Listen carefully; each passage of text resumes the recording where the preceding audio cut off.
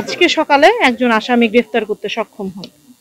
সেই আসামির সাথে যখন আমরা প্রাথমিক জিজ্ঞাসাবাদ করি তখন আমরা এই ঘটনার সাথে কারা জড়িত আছে সেটি জানতে পারি। প্রাথমিকভাবে তদন্ত এখনো প্রক্রিয়াধীন আছে এবং তারা সীমা আক্তারকে কিভাবে মেরেছে এবং কোথায় লাশটি তারা রেখেছে এই সম্পর্কে আমরা তথ্য পাই এবং তথ্য পেয়ে আমরা লাশ উদ্ধারের কাজ শুরু করি এবং আপনারা দেখতে পাচ্ছেন যে এখান থেকে প্রায় 200 মিটার দূরেই লাশটি তারা রেখেছিল এবং এই যে ঘটনা, এই যে হত্যাকাণ্ড, আমি বলবো অপহরণ করে হত্যাকাণ্ড, এই হত্যাকাণ্ডের যে মূল নায়ক স্বপনের বাড়ির পাশের ওয়াল ঘেঁষেই লাশটি তারা গুম করেছিল। এখনো তদন্ত প্রক্রিয়াধীন আছে। আমরা কেবল প্রাথমিক জিজ্ঞাসাবাদ করেছি, এখনো আমরা সুনির্দিষ্ট কারণ আপনাদেরকে আসলে বলতে পারবো না, কারণ আমরা আসামি গ্রেফতার করেই আমাদের যে অপহরণ হয়েছিল তাকে উদ্ধারের কাজে আগে আমরা মনোনিবেশ করেছি। ফোনের সাথে আমরা আরো নাম পেয়েছি, কিন্তু এখন তদন্তের সাথে আমি এই বিষয়টি